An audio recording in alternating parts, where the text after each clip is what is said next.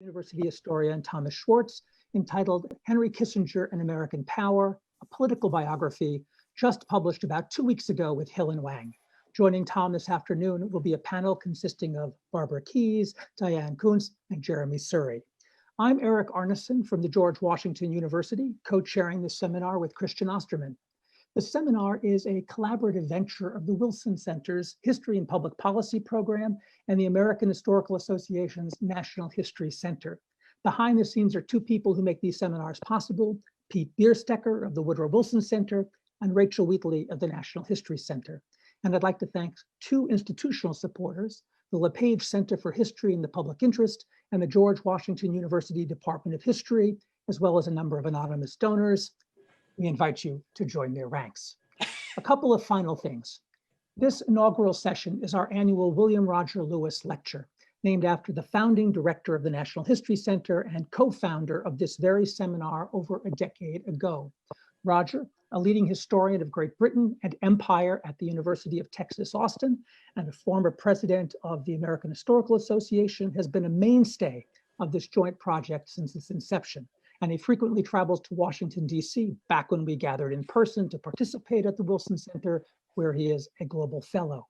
And that's in addition to his longstanding leadership of the Faculty Seminar in British Studies at UT Austin, which he helped to form over 4.5 decades ago, precisely when the subject of today's session, Henry Kissinger, was at the height of his power.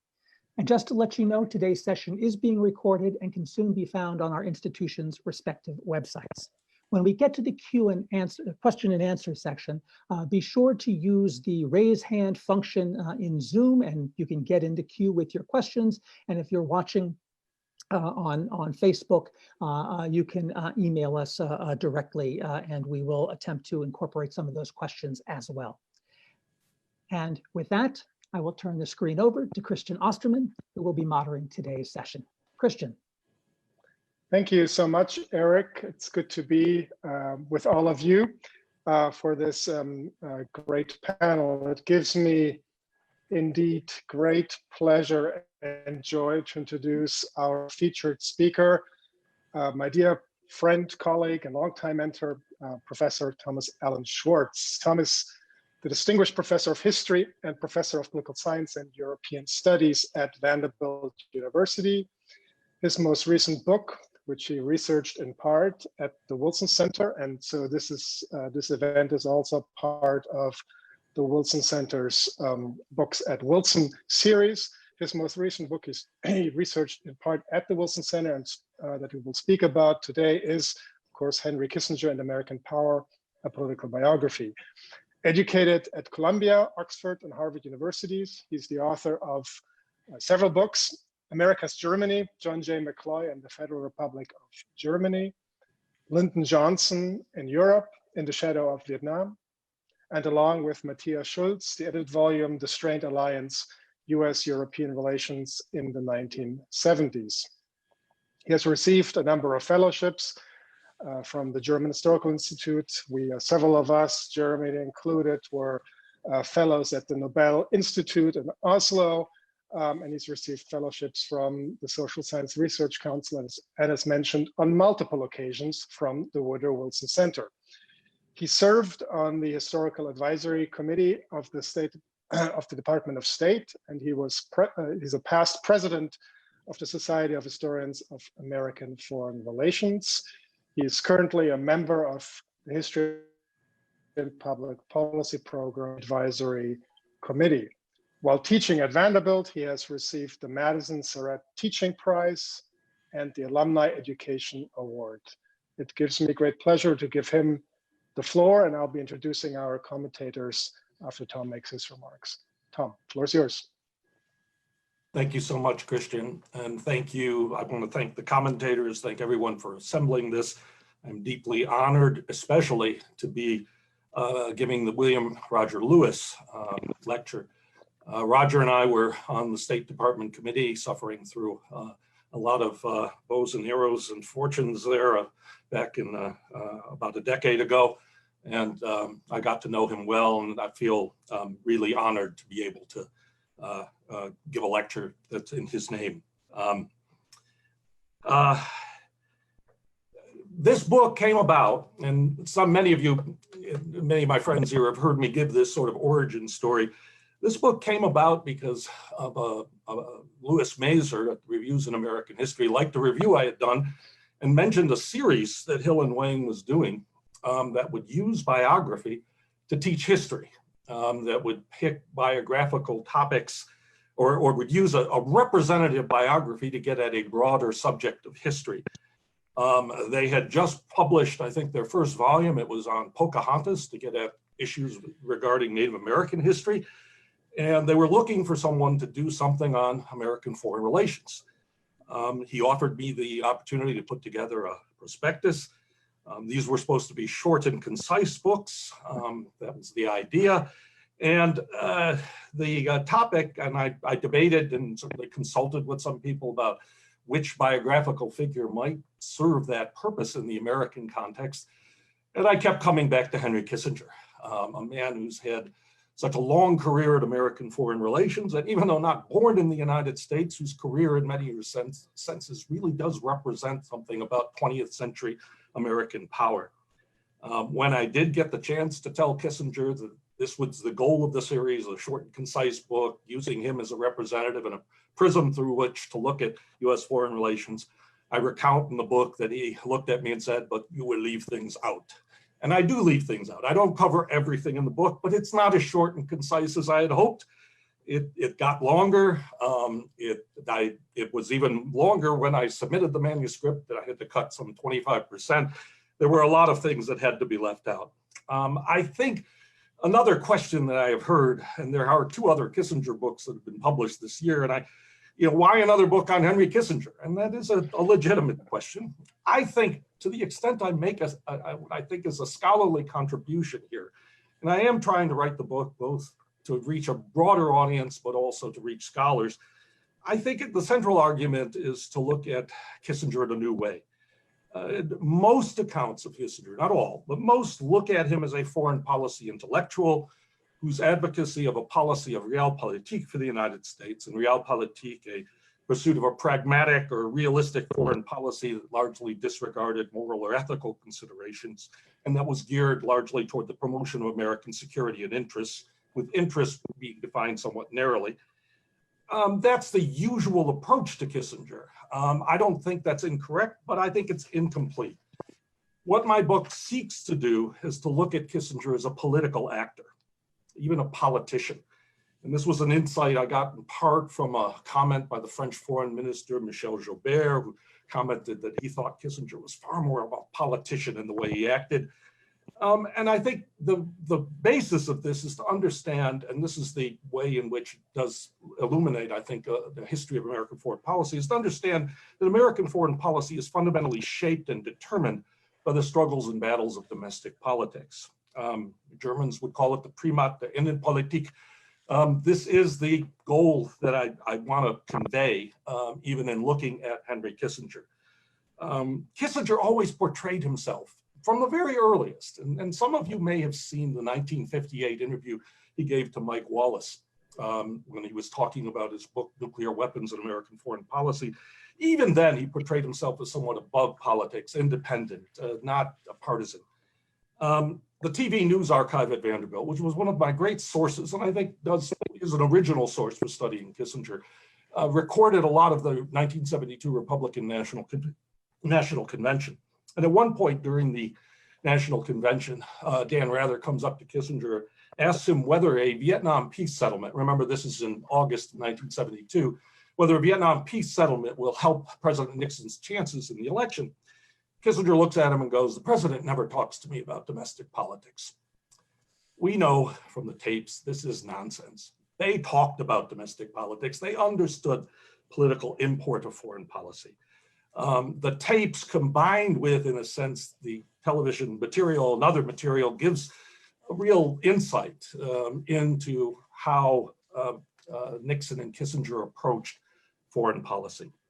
The book is essentially, although there is one chapter that tries to give the essentials of Kissinger's career and to talk about his connection to political ideas and thoughts before he becomes National Security Advisor. The book is essentially focused on his governmental career lasting from 1969, January of 69 through January of 1977. In the second chapter, after a rocky start, which I entitled "You Can't Lose Them All," because Kissinger was aware that things did not go terribly well in the early period of the Nixon presidency, Kissinger helps Nixon, and Nixon, of course, driving this, to organize what they all called the trifecta, namely the opening to China, détente with the Soviet Union, the Paris peace agreements in Vietnam, ultimately a set of foreign policy successes that would lead to or help contribute to the landslide electoral victory of Richard Nixon in 1972. There's a wonderful tape of a conversation when Nixon calls Kissinger up after Kissinger has given his pieces at hand press conference in October of 1972. And Nixon calls Kissinger up and he says, "Henry, I've noticed on all three networks," and this is actually one of the fascinating things, the tapes tell us how often they were watching the television news as well. He remarks, "On all three networks, there's some interesting story." Kissinger, because all three networks featured pieces at hand. Kissinger chuckles and says, "Well, Colson tells me we've wiped McGovern out." And there is this sort of political sensibility about their understanding of foreign policy that I think is something that I think is a large part of the first Nixon term. This is not to say there aren't other considerations that will, of course, certainly come up, I'm sure, in our discussion, but that certainly is there. The next part of the book gets into, you might say, the more unhappy period for Nixon, but more successful period for a time for Henry Kissinger. Nixon wanted to keep Kissinger doing the same things in the second term, but Watergate would destroy his political credibility and power. In effect, it reversed their roles. Kissinger suddenly became the indispensable man. And in 1973 and 74, he would be selected. Gallup would note he was the most admired American, particularly for his role in the Middle East, where he would play a role first in settling the Yom Kippur War, but then also in developing and negotiating the first disengagement agreements between Israel and Egypt and Israel and Syria. He would be pursuing, in many respects, I argue, his own goals. Richard Nixon had slightly different views, but Henry Kissinger could basically manipulate and avoid what Nixon was talking about then as he negotiated disengagement. And Kissinger would become, after the Syrian agreement, would be on the cover of both Time and Newsweek. Newsweek put him in a Superman outfit to give some sense of how extraordinary he seemed.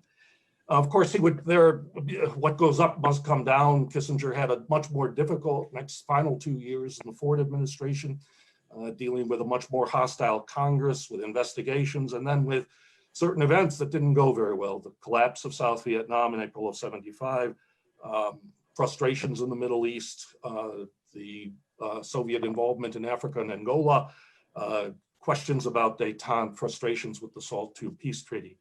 Much of this also led Kissinger in some ways to rethinking and to arguing that foreign policy needed, the domestic foreign policy connection needed to be a bit different. And I want to just talk briefly, a quote from him in 1975, when he argued, "Today we find, like most other nations in history, we can neither escape from the world nor dominate it. Today we must conduct diplomacy with subtlety, flexibility, maneuver, and imagination in pursuit of our interests. We must be thoughtful in defining our interests. We must prepare against the worst contingency and not only plan for the best. We must pursue limited objectives and many objectives simultaneously." Kissinger, in some ways, in 1976, was attacked from both the right and the left for his foreign policy. From the right, for insufficient anti-communism, from the left, for insufficient attention to human rights issues and other questions of morality in foreign policy. Kissinger, in a sense, by the end of the time in office, is talking about the limits of American power and the limits of what the United States can do, and the necessity to recognize that. At the same time, there was always a tension in Kissinger's own makeup. The British ambassador to the United States commented that in his role as Secretary of State, he is actively searching for new initiatives to assert the power of the United States in the world. And Henry Kissinger, for all of his sense of the limits of American power, also sought constantly to assert that power. I have a last chapter which talks about Kissinger in retirement. I don't think anyone thought in 1977 that 53-year-old Henry Kissinger would not be back in power in some form, but he wasn't. And part of the reason I argue is because of the fear of presidents that he would outshine them, or in some ways preempt their own authority, as he seemed to have done with Gerald Ford. But I think also the interesting thing about that chapter is I can't really use in that chapter the types of sources a historian would like to. I had a funny moment when my copy editor said, you know, there's another book in this last chapter. And I felt like saying, oh, well, that may be, but that'll be a book someone about 50 years from now will have to write when those papers and materials are available. But Kissinger did become, in the 70s, 80s, and even into the 90s, the commentator on American foreign policy, on television and other manners. He became almost both a symbol and an exerciser of American power. And that's, in a sense, I think, where I want to close here and leave it open for comments.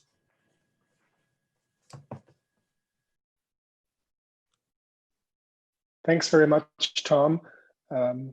We now have very fortunate to have a very distinguished panel of experts, of scholars, of colleagues, of friends to provide some initial comments and some questions for Tom. And we want to set this up really interactively. So I've asked our commentators to be short on praise and to be short altogether, and really focus on a couple of key questions that will draw Tom out some more on the main arguments of the book. And we'll start with Professor Barbara Keyes, who holds the chair in US and international history at Durham University in the UK. She received her PhD from Harvard University. She's the author or editor of 3 books, including Reclaiming American Virtue, the Human Rights Revolution in the 1970s, published by Harvard in 2014, and dozens of articles and book chapters, including one entitled Henry Kissinger, the Emotional Statesman, and another one, The Diplomat's Two Minds, Deconstructing a Foreign Policy Myth, both published in Diplomatic History. After finishing a book manuscript on anti-torture campaigns since 1945, she is writing a book currently on the relationship between Henry Kissinger and Zhou Enlai. She's also, like Tom, a past president, a more recent president of the Society of Historians of American Foreign Relations. And we're delighted to have her with us. Ara, you have the floor. Thanks for having me. Let me congratulate Tom on what is clearly a major achievement. And it occurred to me last night that for the field of US foreign relations history, writing a book about Henry Kissinger is a bit like climbing Mount Everest. There's a small but sizable number of people who undertake the challenge, in part because it is such a challenge. And one of the things that makes it such a challenge is that there already is such a large body of scholarship on Kissinger. So I think among the various things that Tom contributes to that literature, I want to just briefly touch on 2 things and then pose 2 questions. So the 2 things that stand out for me about Tom's book are, first, it really is quite brief. It may not look very brief, but he manages to cover the Nixon years in about 200 pages. And that brevity is a very hard thing to do well, to condense such a complicated and event-filled period when there's so much going on in so many different parts of the world, and to do it without oversimplifying and losing nuance is a really terrific achievement. The second thing that I think is really useful about Tom's book is that last chapter that he mentioned on Kissinger after 1977.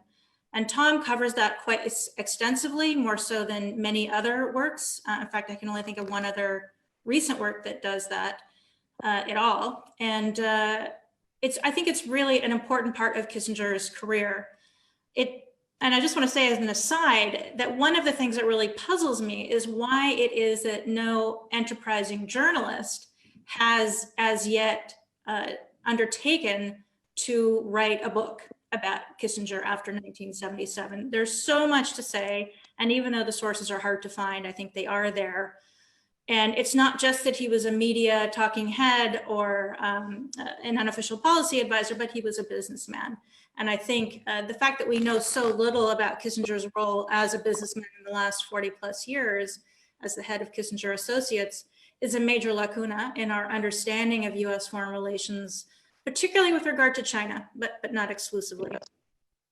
So I have two questions for Tom. They're both very big picture questions, and I'll just say them both and then let Tom respond. So the first is a very obvious question. It's about the relationship between Nixon and Kissinger. Of course, a big question for anybody who writes about Kissinger is the fact that when we assess his role, we have to acknowledge that it was Nixon who was the president and who made the ultimate decisions. And in your conclusion, Tom, you write that Kissinger was a dutiful agent of Nixon. And you suggest that Kissinger's role was really important, both in providing a sort of intellectual framework, the realist framework, and in selling Nixon's policies. And I think you do a really terrific job at outlining how deftly Kissinger cultivated the press to sell those policies.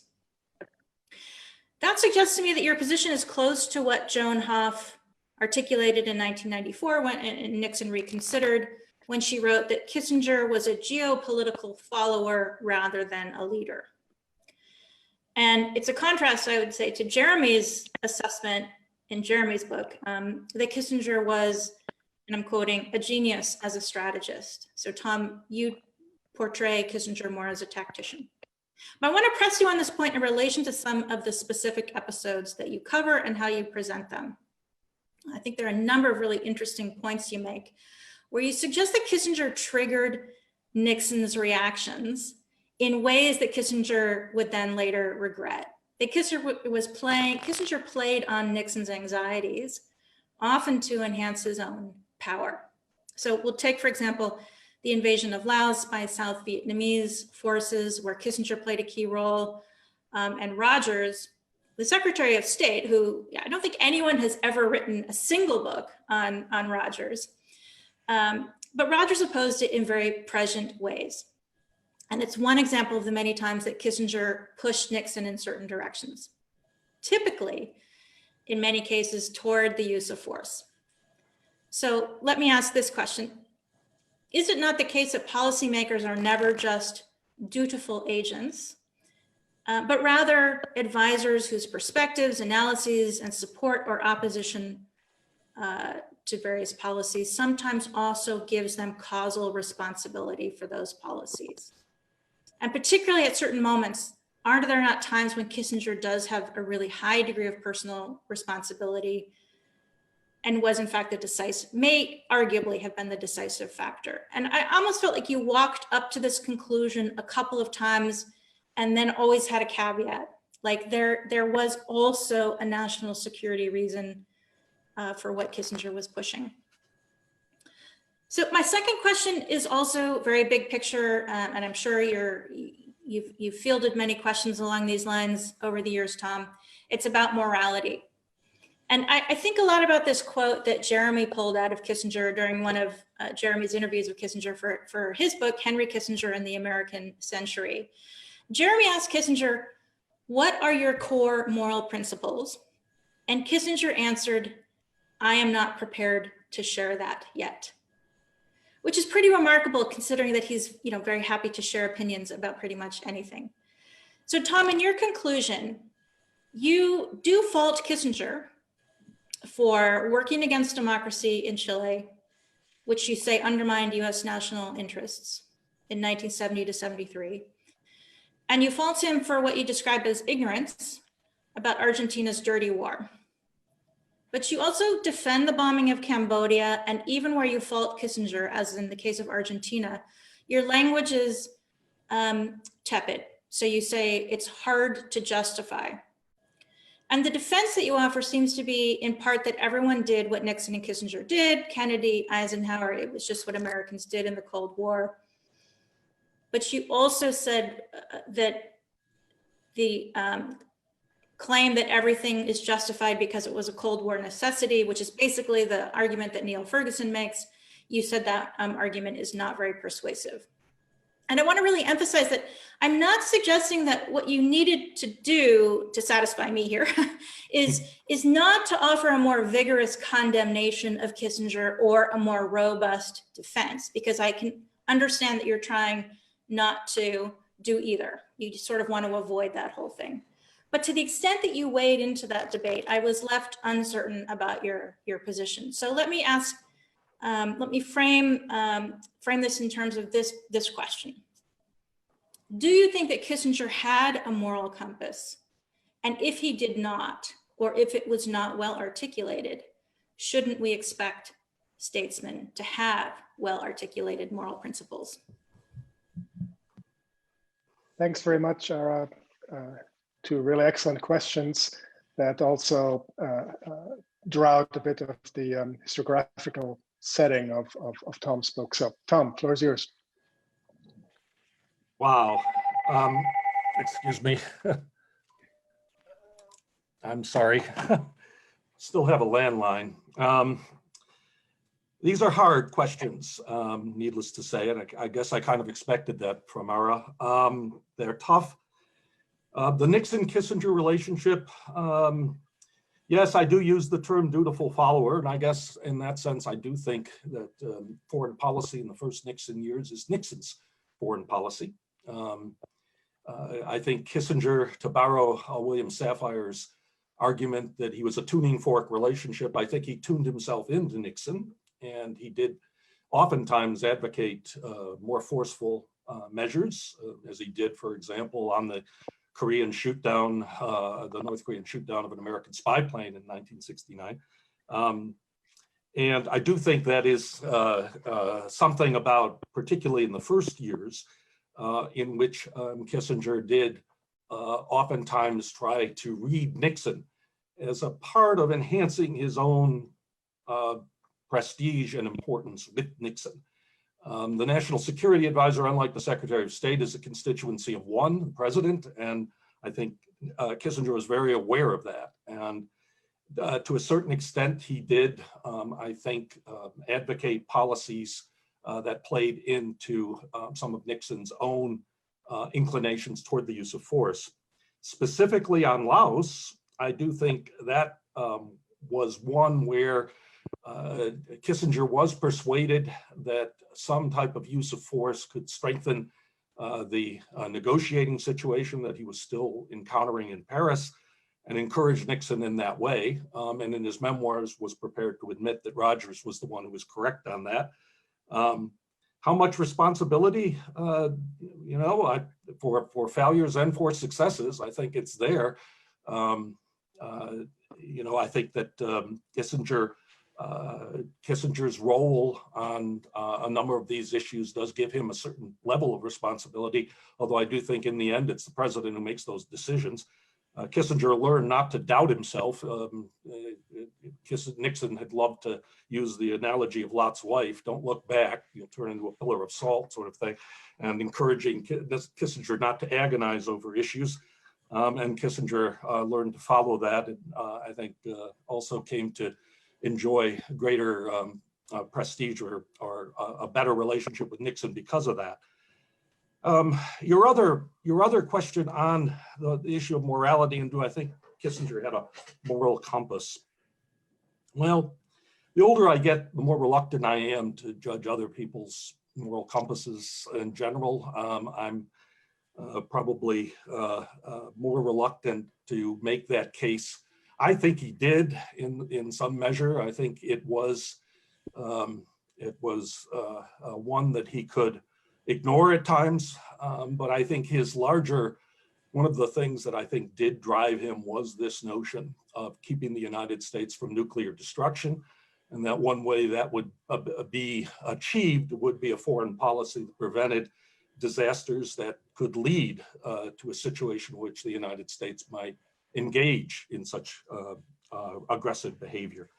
I think this meant that he was willing to make calculations about decisions such as in Chile and Argentina that were wrong, or that ended up causing greater harm in Cold War calculations.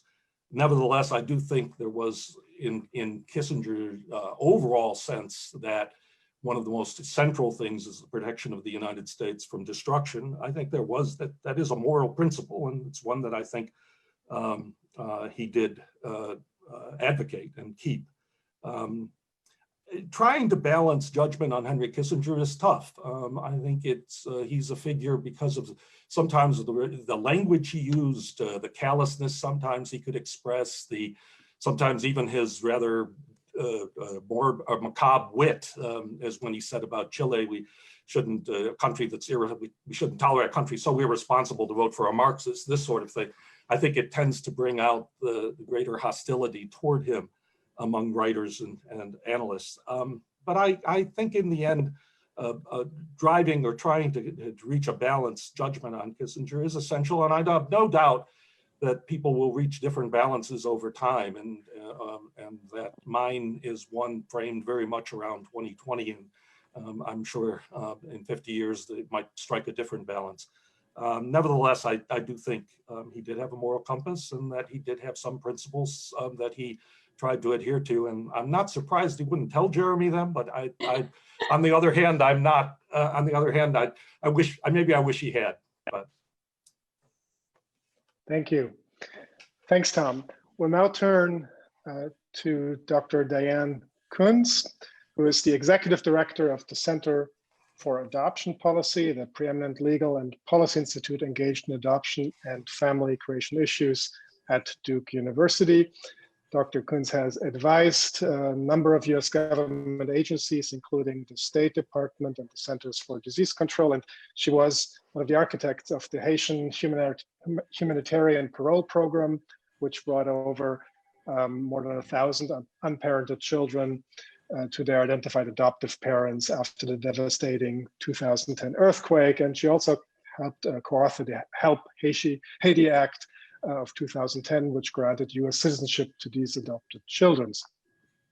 After practicing law earlier in her career, she went on to study diplomatic and economic history at Oxford University, Yale University, and then went on to teach at Yale, at Columbia, and since 2010 has been in various capacities at Duke Universities. While at Yale, she worked extensively on 20th century history, wrote the prize-winning book, The Economic Diplomacy of the Suez Crisis, as well as Butter and Guns, The Economic Diplomacy of the Cold War.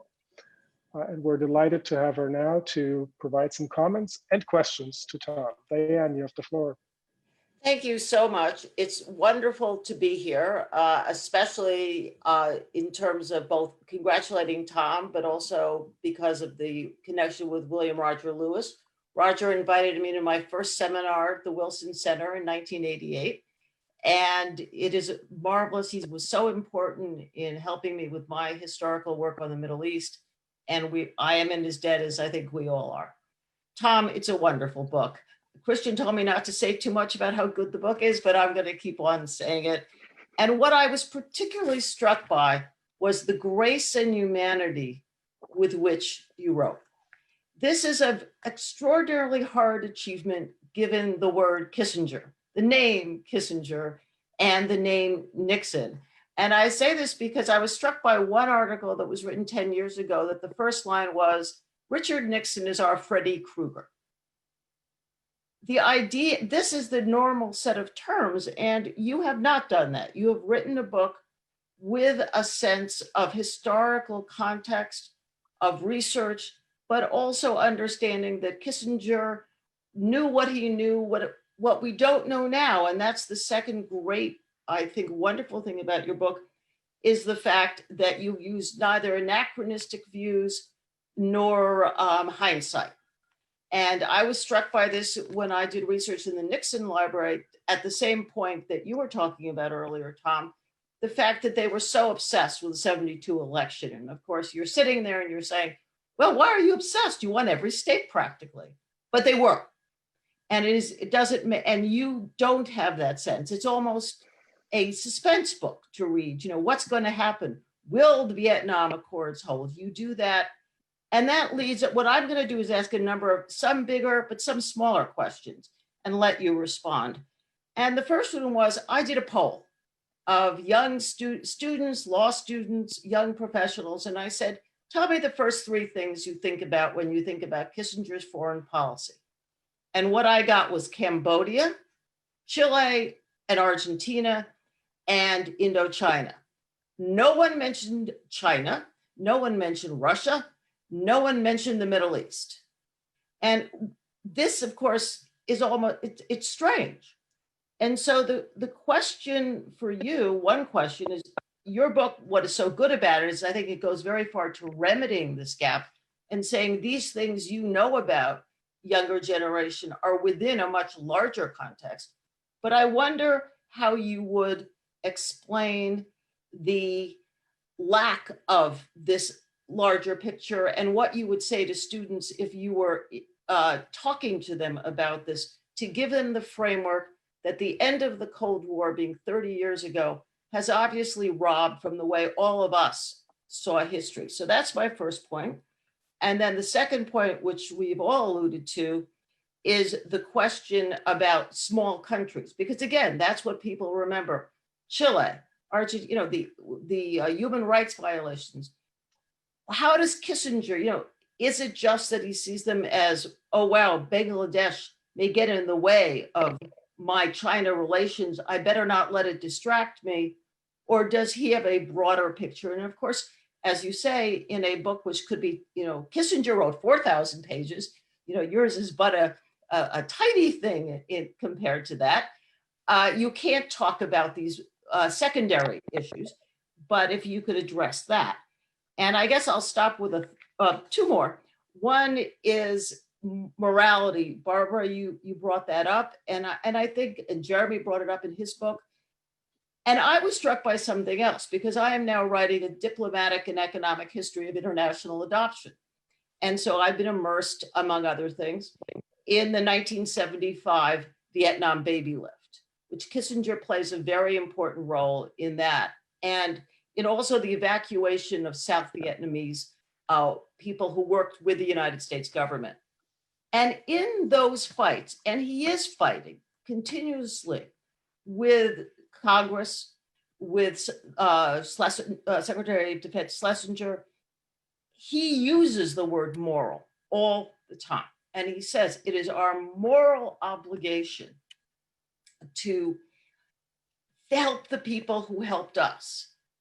And I wonder how much we could look back and say that there's a connection between his moral sense of our allies in that context and what he experienced himself growing up in his own life.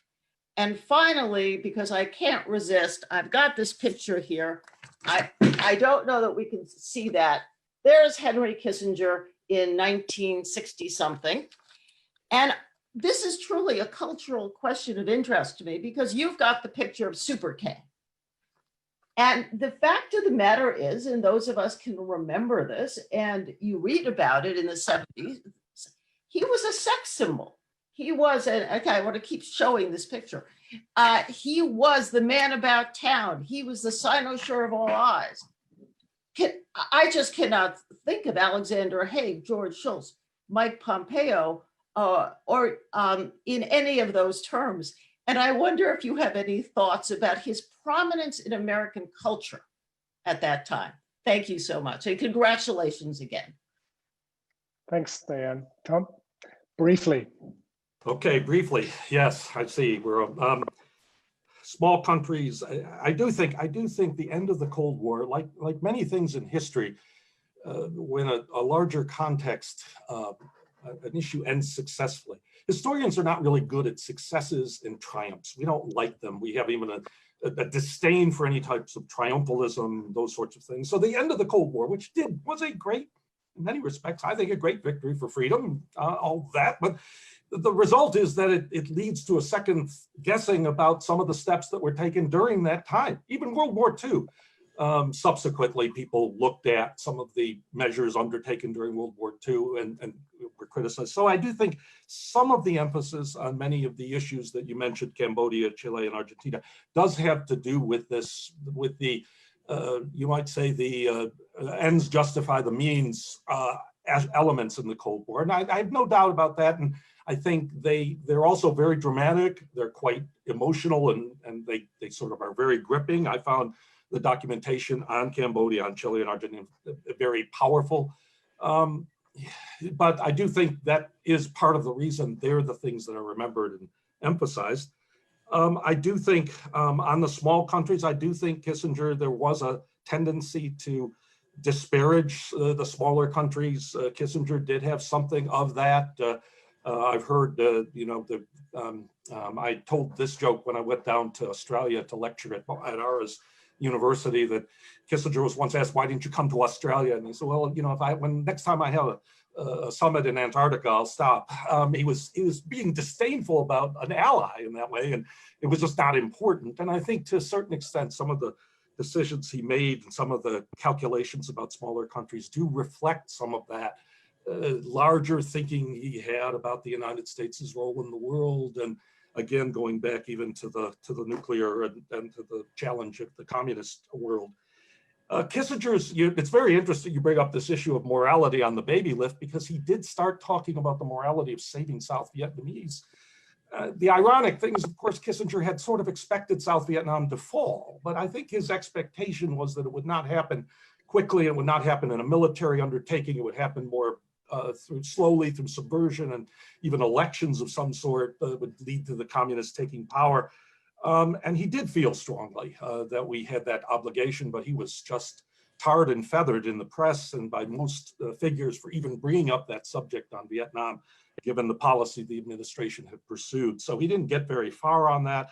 But I do think it did reflect something of his notion that the people who are for you, you do anything for them ultimately, or you are willing to.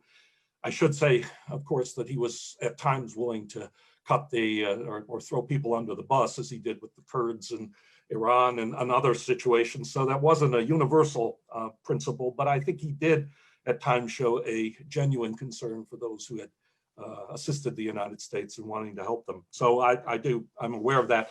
The sex symbol thing, I think I actually do have an argument there that's beyond the popular culture, that is simply that Kissinger did exploit the media's fascination with the idea that he had this appeal. He was a charming man, and he charmed a number of these actresses, and he was very smart, and he could carry on a conversation, and was also showed an ability to listen that was very appealing.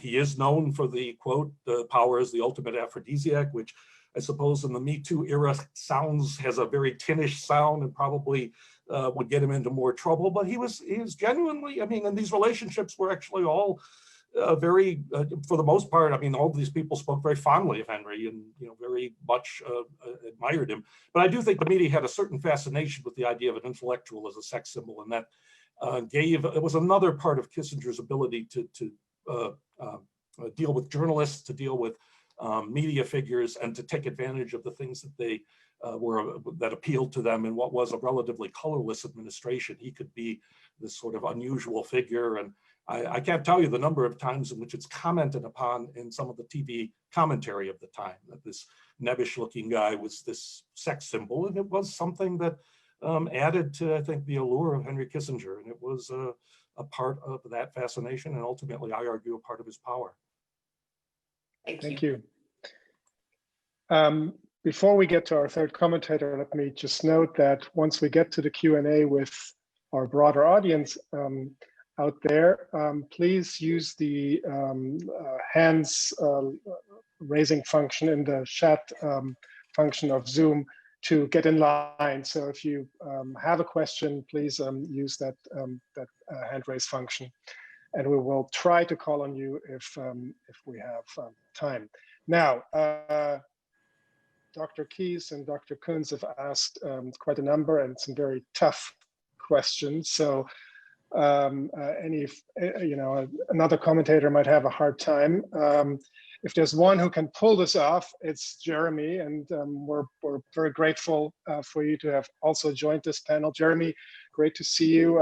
Professor Jeremy Suri holds the Mac Brown Distinguished Chair for Leadership in Global Affairs at the University of Texas at Austin, educated at Stanford, Ohio University, and Yale with a PhD from Yale. He's a professor in the university's history department and the Lyndon Johnson School of Public Affairs. He's the author and editor of 10 books on contemporary politics and foreign policy. His most recent book is The Impossible Presidency, The Rise and Fall of America's Highest Office. And as has been noted in this context, he also authored a biography of Kissinger, Henry Kissinger, and the American Century, published in 2009. His writings appear widely in blogs and print media, and he's a frequent public lecturer and guest on radio and television programs. He hosts a weekly podcast, This is Democracy, available through his professional webpage, jeremysuri.net. It's a great pleasure to have you here. Jeremy, you have the floor. Thank you, Christian. And let me begin by congratulating Tom. Actually, Tom and Diane I've known since I began my graduate student career, and have both Diane and Tom have been really so important to my development as a scholar and my continuing growth and learning as a scholar. So it's really a pleasure to be here. It's also a pleasure to be part of an event. This is the second time I've been part of a William Roger Lewis lecture at the Wilson Center, and to be able to honor my wonderful colleague and friend, William Roger Lewis. It's really wonderful to be a part of this. So let me jump right in. I want to echo all the nice and laudatory things people said about Tom's book. It certainly deserves those. And I want to add one more to what others have said. I really enjoyed this book. And I read it twice. I read it in page proofs, and then I read it in the final version. I really enjoyed it because it made me think. It's a book about Kissinger that really makes you think about American power and the development of the United States. It's really using Kissinger as an insight into those issues. And that's in fact what all of us on this panel have done in our writing about these issues. The book, it seems to me, rests on a series of paradoxes, or the phrase that Tom uses, borrowing from Morgenthau, is polytropous. Kissinger is a polytropous, a palimpsest in a certain way, that there's everything there and it goes in all directions at one time. He can be charming and incredibly obnoxious. He can be incredibly insightful and, quite frankly, very superficial at times. He can be incredibly narcissistic, but he can also understand and empathize with others in a negotiating framework in which most narcissists aren't able to do. So there's something of everything in Kissinger, and Tom brings that out really well. And I really enjoyed, and Tom's the only author I know who's really run with the idea of Kissinger as a political animal, as that being the central element. And I think it fits, as Tom himself says from his first chapter, with the anxiety of influence that Kissinger has from the start, the desire for power for good, the desire for power for self-interest, and the trauma of having seen what happens when you don't have power. And I think that's something all of us have agreed on in looking at Henry Kissinger. So the three paradoxes that stand out to me, I just want to flag them, and then I want to ask a couple of questions about them, and I'll try to do this quickly. First, Tom makes the case, as he has, and he makes it very persuasively, that Kissinger is a political animal. But he also makes the case, and the book shows this, and others have shown this as well, that Kissinger is a political animal who hates American politics. He hates Congress. Congress gets very little mention in the book, and Tom is a scholar of Congress, I know, but Congress gets very little mention in the book because Congress is a nuisance for Henry Kissinger throughout, even before he's in office, when he's in office. He doesn't like elections either. He likes celebrity activities. He doesn't like elections. He doesn't like Congress. I say, if you don't like elections, you don't like Congress, you're not a political animal in the American context. So how do we make sense of that? There's a tension there. That's not a question. I'm just sort of putting that out there. I found that fascinating. Second paradox, he sees the weakness of democracy. Tom has some really thoughtful passages on where Kissinger, he says, echoing Tocqueville and others, sees the weaknesses of democratic procedures. It's a point George Kennan made as well. It's a point many foreign policy thinkers in the United States have made. But yet at the same time, Tom's entire book is about how Kissinger exploits those procedures, exploits the spaghetti-like nature of American institutions, turns the National Security Council, which was created by Truman and Eisenhower to be a planning and administrative body, into this kind of, as Andrew Preston has called it, little White House, and then into sort of a little shop in which he can make policy on his own. He's exploiting the weaknesses. In fact, one way to read Tom's book is that Kissinger could not have been a politically successful animal in any other society, because the things he does are so sui generis to the American system, to the nature of interlocking checks and balances and the power that the White House has, and the opportunity the United States has to use that power in the Cold War. So there's this paradox about seeing the weakness of democracy, but is also exploiting those weaknesses as the sources of his own strength. And then there's a third paradox, which is one I think all of us on this panel have written about, and Tom brings this up very well. Kissinger is a declinist. He's acutely aware from his Spenglerian writings, the longest thesis at Harvard that's largely about this, about how empires rise and fall, as Paul Kennedy says, and we're in the fall stage. But yet he believes he can extend American power. Tom makes this point time and again, that Kissinger's urge is to extend power, not to conserve power, to extend power, not to conserve power. That's also a paradox there that comes through, I think, very well in Tom's books. So here are my questions, and these are questions in part inspired by the moment we're in. I'm not going to talk about Donald Trump, but he, as with everything else, his orange hair is hanging over us. And if we were there right now, he would be within, I don't know. I guess with all the walls around the White House, he wouldn't be very close to us, but he would be close to us. So here are questions, and these questions come from the strength of this book. I think they're questions I was led to think about deeply because of the incredible work that Tom has done. Abuse of power by the executive. Kissinger is right there in the belly of the beast in the prior example we would point to before the one we're in right now. Tom is clear that he doesn't believe, he says this a few times as asides, if you read carefully, he doesn't believe that Kissinger didn't know about the plumbers. He finds that hard to believe, but he also doesn't believe Kissinger is responsible for Watergate either. What is his role in this? Insofar as he extends executive power in ways that no other NSC advisor did, and then becomes, as Tom says in one of his chapters, in essence, the foreign policy president who no one elected, going to the point with Al Haig of raising the nuclear alert. Tom covers this very well, without even consulting the president in 1973. To what extent are the abuses of power we see thereafter, are they connected to Kissinger? How much of his story is the story of the abuse of executive power? I asked him that once and he was very, very angry. So I hope Tom will not be as angry in answering that as he was. Second, for a political animal in a democratic political context, why does he love dictators so much? That doesn't negate the argument that he might be a political animal, but it again is not what you would expect. It's not what you would expect. Ronald Reagan, who at times certainly was willing to work with dictators, really had this belief that other societies were eventually going to reform and become more democratic. He had an appeal, a connection, he believed, to what he believed would happen as societies changed and in his mind progressed toward democracy. Kissinger has none of that. How do we reconcile him being a political animal in our context, someone who also saw the horrors of dictatorship? I struggled with this when I was writing about him. He saw the horrors of dictatorship, but yet finds himself very comfortable in that framework. You show that so well, Tom. And then third, and really most interesting to me, is why is it that someone who is such a political animal, and as you show in your last chapter, does such a good job to keep himself in the game, at the same time,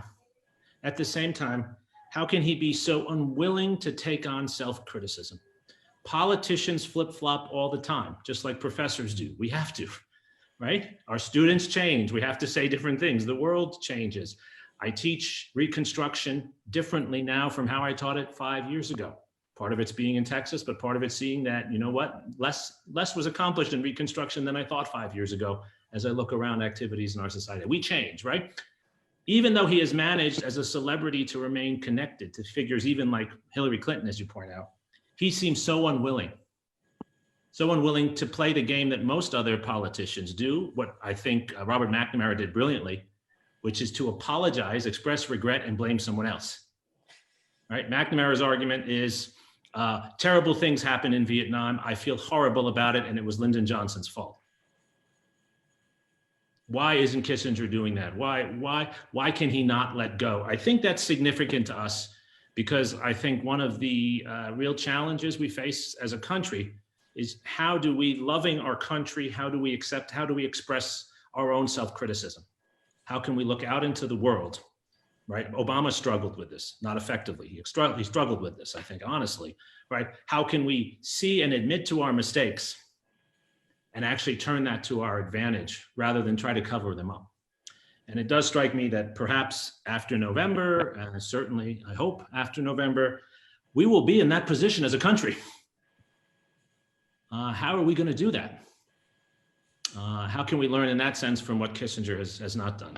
So These topics come out of just, I think, the depth of the work you've done here, Tom. It's a wonderful book, and I do want to encourage everyone to read it and buy multiple copies. I know that'll make Tom very happy. Great. Thanks so much, Jeremy. Great questions. Tom?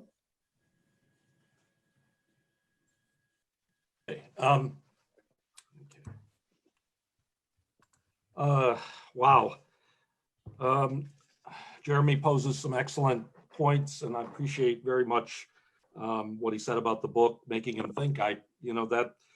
That's probably the highest praise you can give an author, that you've actually gotten them to think about something new. I know that certainly is one of the things that I hope to do in the book, was to get people to think about these subjects.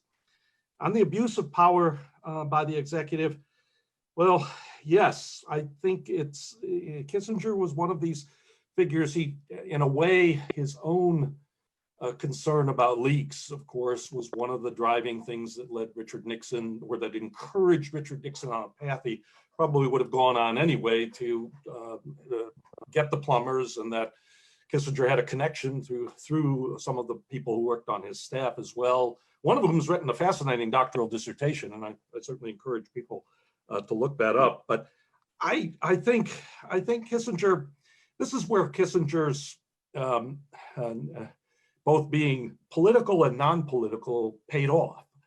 In a way, the image he shaped, "President doesn't talk to me about domestic politics," was something that the media was more than happy to believe, and very happy to buy into and give him a pass.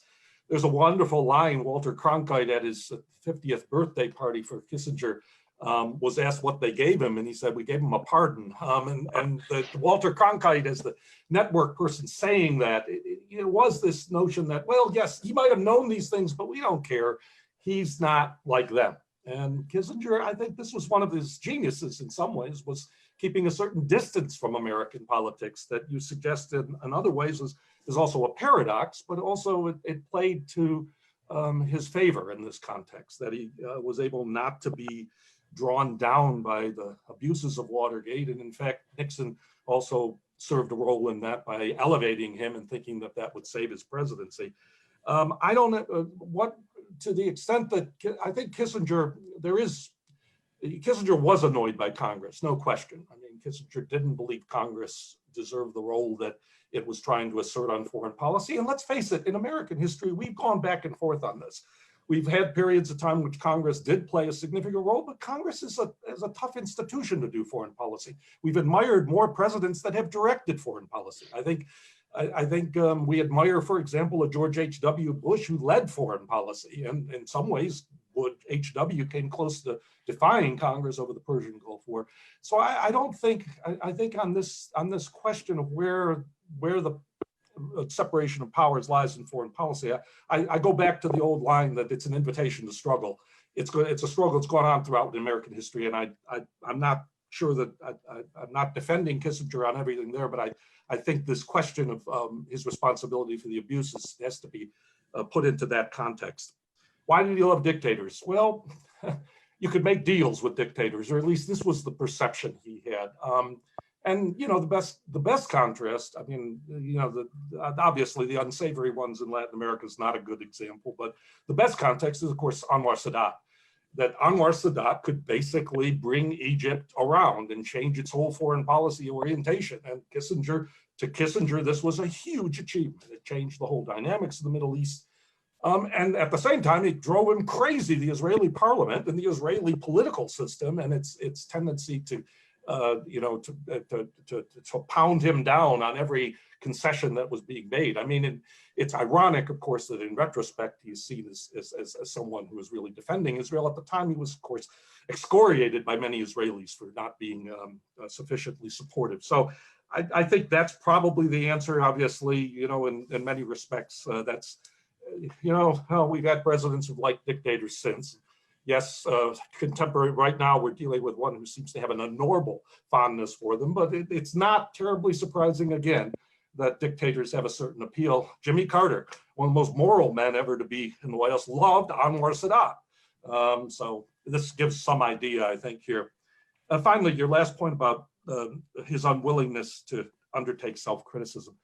You know, I take your point that, you know, in many ways, I think on an individual level, self-criticism is a great thing. We need to teach different, all of those sorts of things. I'm not so sure it works politically. Yes, maybe in the context of academia, but, you know, it's costly to acknowledge your mistakes, and, you know, the Bill Clinton apologies and things like that come to be. There is, I think Americans are torn on that issue.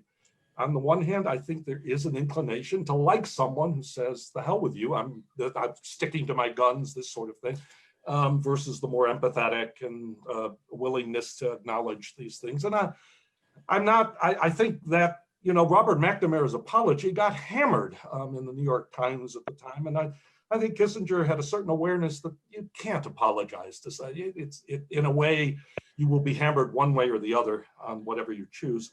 It may be a reflection, maybe, you know, maybe in the depth of his soul, Kissinger does think about these things or is prepared to, but I watched, just to get back into the frame of mind, I watched the documentary that Neil Ferguson did of Kissinger, and particularly the last line where he says, basically, I would have done the same things, you know, much as it was painful and all of that. So I think you're right that he doesn't seem to have that particular characteristic, but I'm not so sure that it is politically as advantageous or even politically as appealing as it might seem right now when we may face that issue in a few months. Thank you. Thank you, Ara, Diane, and Jeremy for some really thoughtful, provocative, brilliant questions to kind of lead us into the discussion. I'd like to open it up now to questions from our viewers. Again, please use the raise hand function in the Zoom chat function to register your interest to ask a question. And you can also email us through the National History Center with questions. Well, let me call first on Anne-Louise Hiddle. Anne-Louise Hiddle, I'm sorry if I'm not pronouncing that correctly. You will be unmuted or try to unmute yourself, and then please pose your question. Brief questions and brief answers.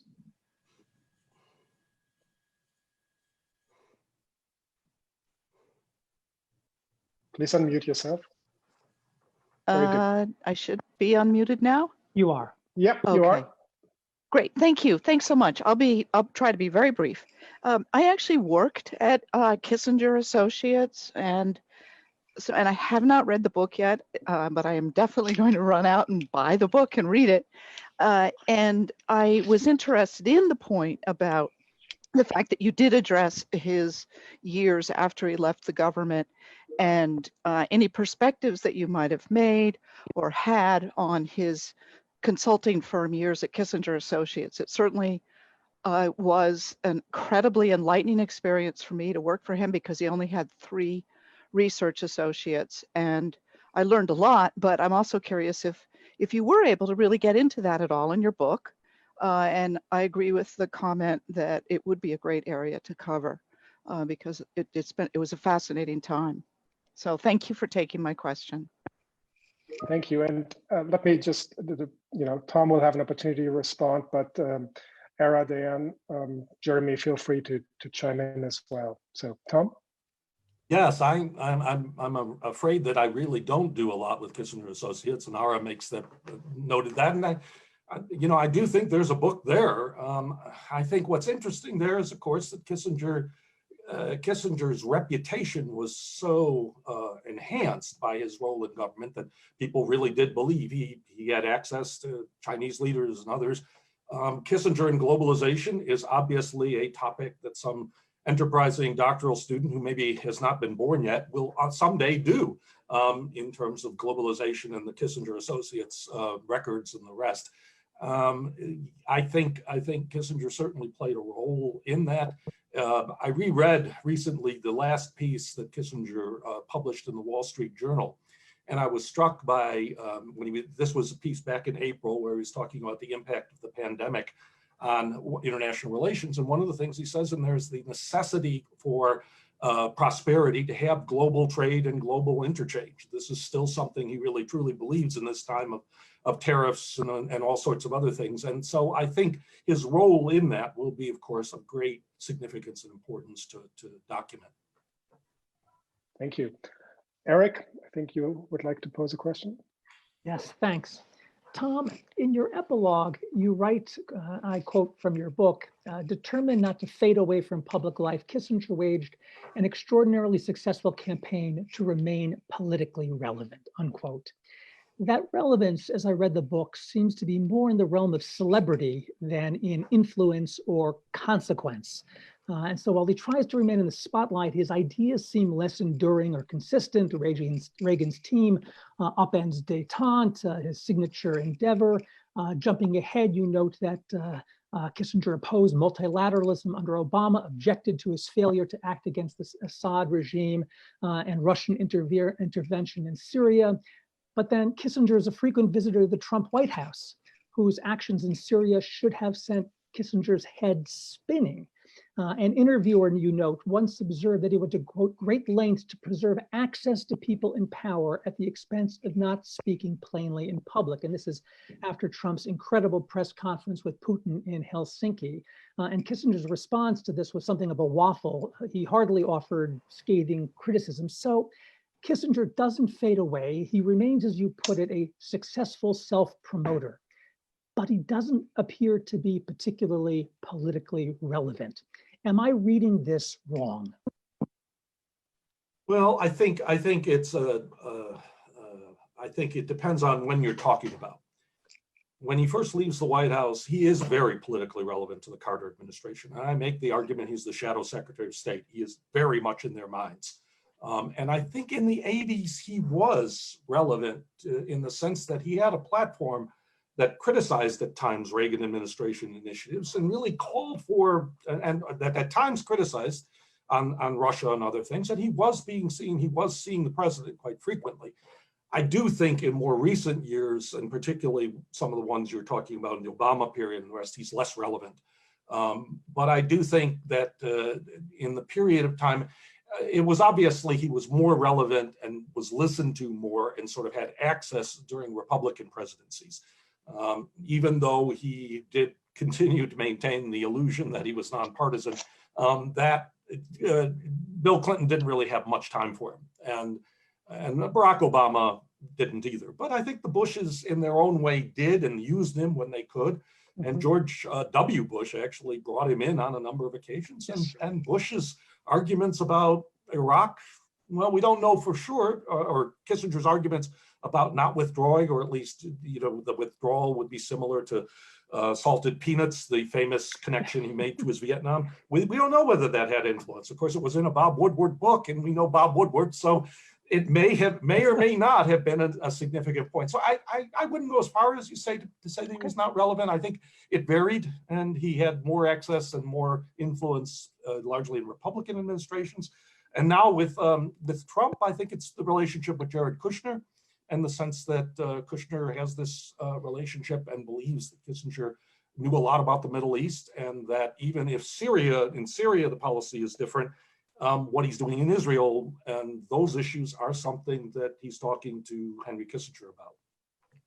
I would just add one other example of Kissinger's influence long after he's in office is at the end of the Cold War, when he's brought in by the George H.W. Bush administration, after first criticizing the INF and START treaties, then comes in and actually suggests a deal with Gorbachev for a permanent division of Europe, right, with a Soviet condominium and an American condominium in Europe.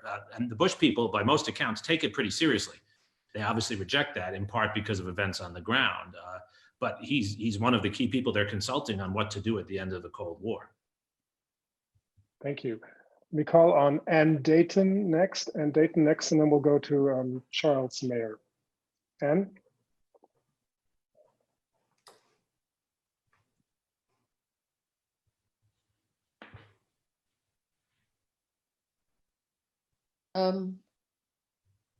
Can you hear me now? Yes. Hello. Can you hear? Yes. Yes. Good, excellent. Hello, I'm calling you from outside Oxford, so it's late in the evening. I thought it was a fantastic talk, and it came over to me that Kissinger was, yes, a man for his time, a clever man who understood complexity and could juggle many balls in the air at once, and the complexity of America's role in the world at the time that he was in the early and mid to the late 70s. The question I have for you is it may be a bit unfair, but do you think, Tom, that he was an American phenomenon?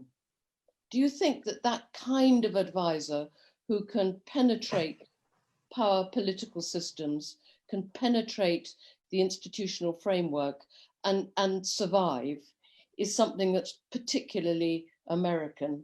Of course, I'm just wondering at the back of my mind whether Boris Johnson couldn't do with a Kissinger at the moment, of course.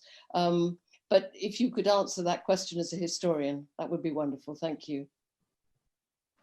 Thank you. I'm going to steal from Jeremy, who I think was absolutely right when he said one of the reasons Kissinger could come into the American context is he could exploit the division of powers, the president's need for him, the use of him as a person to carry out particular missions that are designed for domestic political impact as well, and be loyal to him in that context.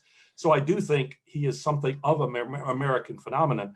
The problem with having a Kissinger is the danger that the Kissinger ends up overshadowing you. And that was, of course, what ultimately, one of the things that ultimately did hurt Gerald Ford was the sense that Kissinger overshadowed him in foreign policy, and that Ford could not even explain Kissinger's foreign policy when he was in that debate.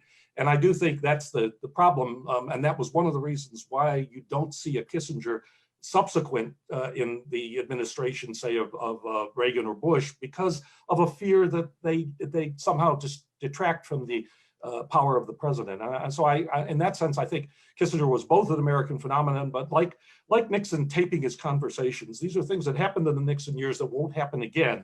And I think both no president's going to tape themselves, and no president's probably going to empower an advisor in the same manner in which Richard Nixon did. It was I think something for a brief time in an American context. Maybe it'll happen when people have forgotten some of this down the line. I would never say never in history, but I think it was also a lesson for subsequent presidents not to do this. Just as all presidents learned not to talk to Bob Woodward. Yeah. Next we go to Charles Mayer from Harvard University. Charlotte.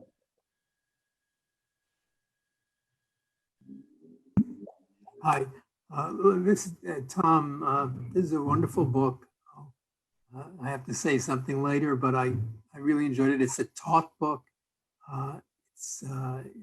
As Diane said, it covers so much in a very economical context or compass.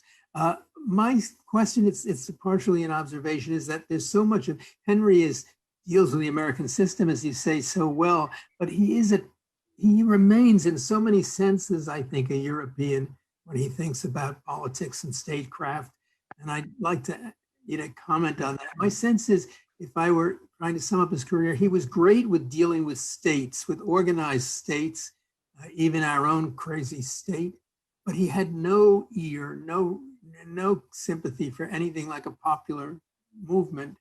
And I think this explains a lot as to why, how he could, cope with China, Russia, but not with Vietnam in any sense. I mean, he had written a book which, praised equilibrium above all. I think if there was a moral idea that you asked about earlier, it would be one of trying to seek equilibrium as well. But my sense is that the dichotomy between dealing with states, which is rather, traditional German idea, and dealing with peoples sort of totally evaded him. I just like to hear you talk about that. I think, Charlie, that's a very fair assessment, that he was someone whose work and in many respects was someone who could deal with states. The Middle East is also an interesting example in that it was easier for him to deal with a Sadat and Assad than it was to deal with Arafat and the PLO, even if he could have dealt with them legally. He did make these efforts. I think that was Kissinger's universe. It was his understanding. And again, Jeremy kind of brought this out as well, because I think part of Kissinger's distaste for America stemmed from still being in many respects very European in his approach and thinking about politics and statecraft. And yes, I think that is that is one of the things that which he was not as capable of in dealing with. He did try. The interesting thing is he tried to understand the anti-war movement. He tried to actually meet with people from the anti-war movement in the United States. He actually, this is an admirable thing because none of the Nixon people seem to have been doing that. And he did try. I think it gave him some idea of what was going on, but it still was a difficult intellectual thing for him to truly understand. But I would take your point very much. Thank you. I'm going to go to Sergei Radchenko next, and then I have Nancy Mitchell and Kenton Clymer. Sergei? Unmute yourself. Oh, yeah. Okay. No, did I unmute myself now? Can you hear me? Yeah. Yes. Wonderful. Thanks, Christian, and thanks for the talk, Tom. Very, very interesting. This discussion of Kissinger after Kissinger, that career, you know, if you ever get to writing about that, again, a different book, I just wanted to draw your attention to one particular source. You know that Kissinger, the Brennan Channel, that is well known and well documented on the US side, it continues after Kissinger retires, as it were. He continues to see the Soviet ambassador, and these documents are available now in Russia. And it's absolutely remarkable just to see these conversations, to read them. You know, he trashes Big Brzezinski, he laments the demise of Détente, even though he handsomely contributed to it while he was Secretary of State. So that's certainly something to think about. But anyway, my question is about something else. You mentioned that briefly, but that moment in 1973, in October 1973, when Kissinger raises DEFCON to DEFCON 3, the Soviets are absolutely shocked by what happens. And then later, they, the Brennan, Brezhnev, they all ask Kissinger, you know, why did you do that? You could just call us, you know, you could have just sent a letter or something. Why did you bring the world to the brink of a nuclear war? They certainly did not think that this was worth it. And you know what Kissinger says? He actually, remarkably, he actually blames Nixon. He said, Nixon, he is really on the verge. You know, there's Watergate, and he is under such attack. So my question is this: first of all, why did Kissinger do that? We know Kissinger was the one who did it, not Nixon, who was out of it throughout that night. And secondly, why did he blame Nixon? Thanks, Sergei. Tom? Good questions. I would love to see some of those conversations with the Soviet ambassador. I mean, I have no doubt that you're characterizing them accurately, because it does sound like something Kissinger would have done. But why did he do it? Publish them. Oh, excellent, great. Why did he do it? I make the case in the book that there was a strong domestic political reason, a belief that authority was under attack in the United States, and that this was a way of showing that the United States could still act forcefully in foreign policy. There was a fair amount of suspicion of Soviet motives, but I think one of the key motivations there was this sense that weakness in the domestic, the perception of weakness because of the challenges to domestic authority that Watergate had brought about. Nixon was under a fire for, Agnew had resigned, Nixon was now under fire because he had fired Archibald Cox. And I think that notion that impeachment was rising as an idea, that led Kissinger to think in that way, that this would be a forceful way to reassert American power. Why does he blame Nixon? Well, why not? I mean, in a sense, this gives him a way to tell the Soviets, well, that was Nixon, not me. And, you know, this was something, I mean, Kissinger did this a lot. I mean, when he went over to negotiate with the Soviets on the Jackson-Vanik, he sort of said, I'm on your side. You know, this was a style of his, oftentimes to not exactly convey the truth to foreign adversaries when he was trying to achieve something. So I'm not at all surprised that happens to be the case. Thanks, Tom. Super yeah, sure. Because I have an alternate explanation of that nuclear alert in my article, which I won't get into now, it's not my place, but I just want to say there is a really interesting phone call between Kissinger and Brennan in which Kissinger basically apologizes for calling that alert, saying, I didn't need to do it. Interesting. Thank you. We will actually, we're planning to publish the second tranche of the back channel through the Wilson Center's digital archive at digitalarchive.org. at some point in the future. Let me go to, who's next? Kenton Clymer and then Nancy Mitchell. Kenton.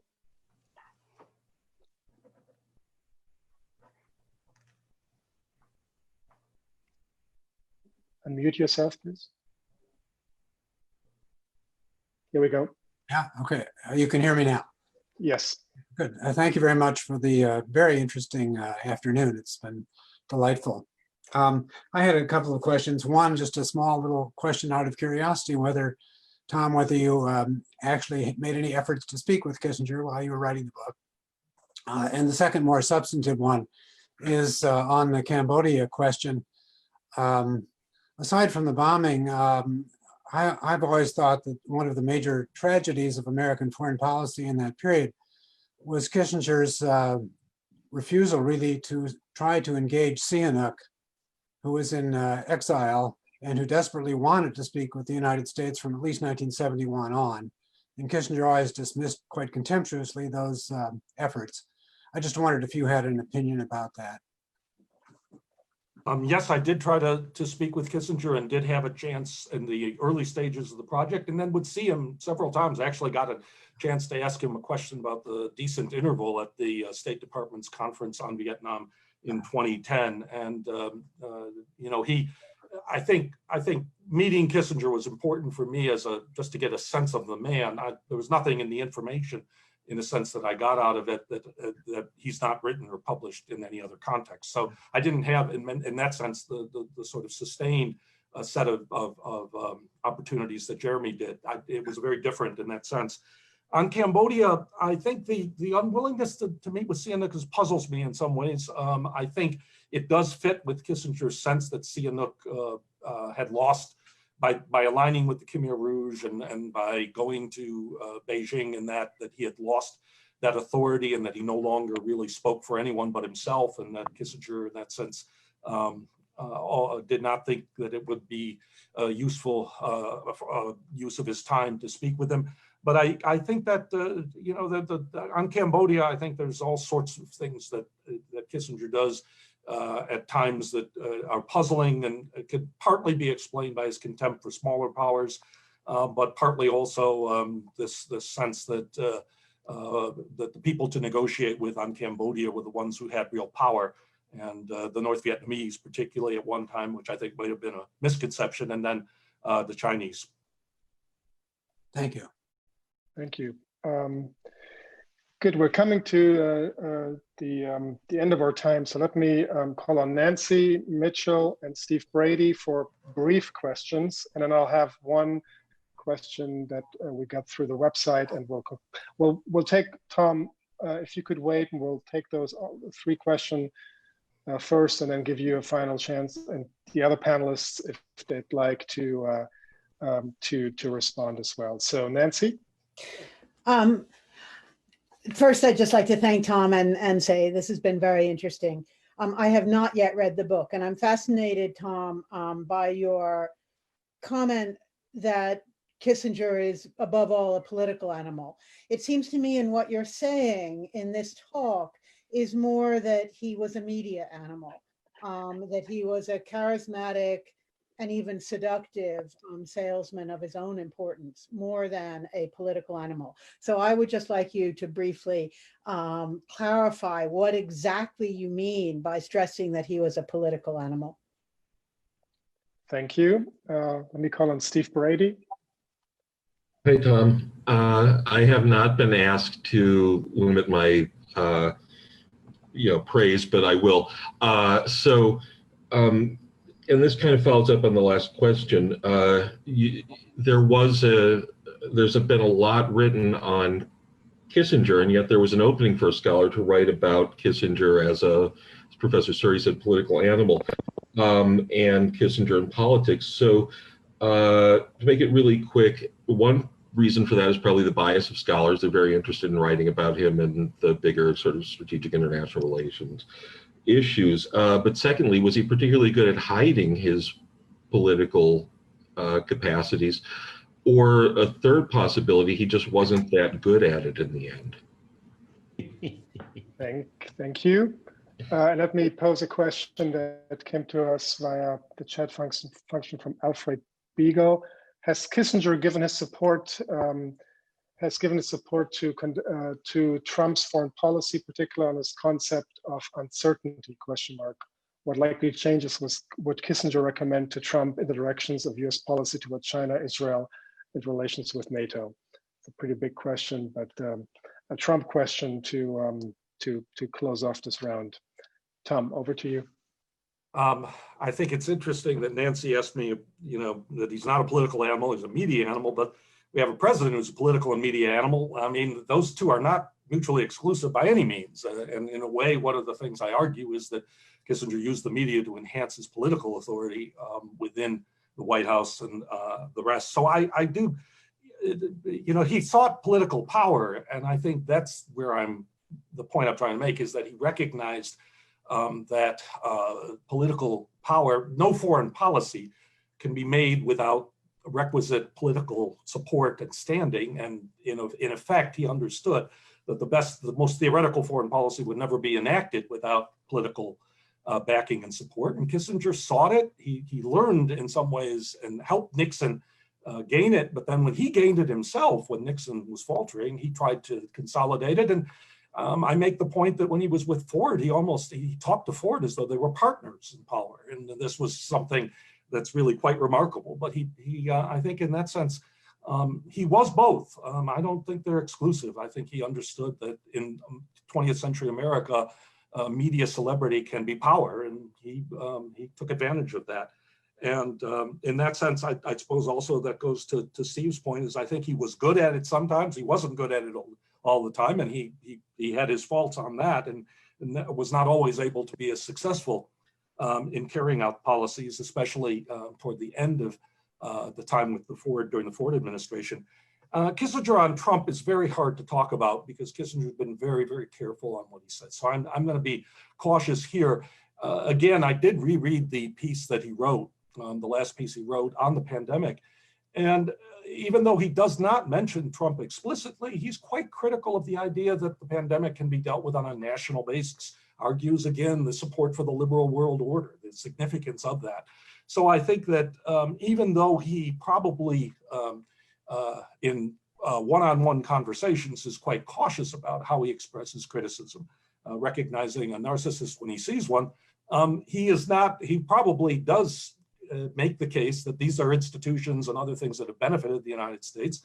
And yes, issues with China do have to be resolved, but the relationship still has beneficial aspects to the United States, and that NATO has beneficial aspects to the United States and should not simply be seen as a sort of an accounting issue of how much each country gives percentage-wise. So I don't pretend to know what Kissinger might have been saying to Trump, but at least in some of his published stuff, I get the sense that he is still maintaining support for more traditional approaches to American foreign policy.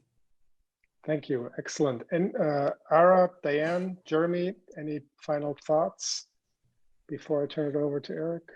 Can I ask Tom one question, something that I was puzzling about it, particularly this morning in talking or arguing with the State Department.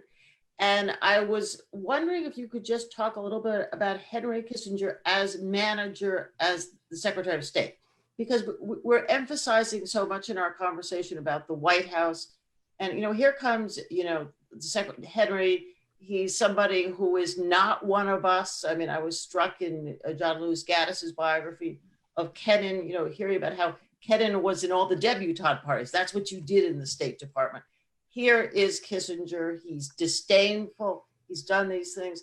How is he in dealing with the State Department, not the top echelon, but everybody else he has to deal with? Good question, and I'm tempted to say that Kissinger never had a great reputation as a manager. He used Al Haig in the National Security Council, and in a sense, he usually used others to do the management. It seems in many respects he did have a loyal group within the State Department. He also had sections of the State Department that resisted him, the Africa Bureau, parts of the Latin America, others who did not buy into his type of foreign policy. But he seems to have conducted at least relations with other parts of the State Department fairly well, obviously with some big gaps in there where he was quite tough about what he saw as their excessive moralizing on some issues like Latin America and like in the question of Africa. But I think on that one, I probably should punt and ask on the management issue. I did not feel like I explored that as extensively to give you a good answer. Thank you. Thanks very much. With apologies to those viewers and listeners who I could not call on, and there were a number.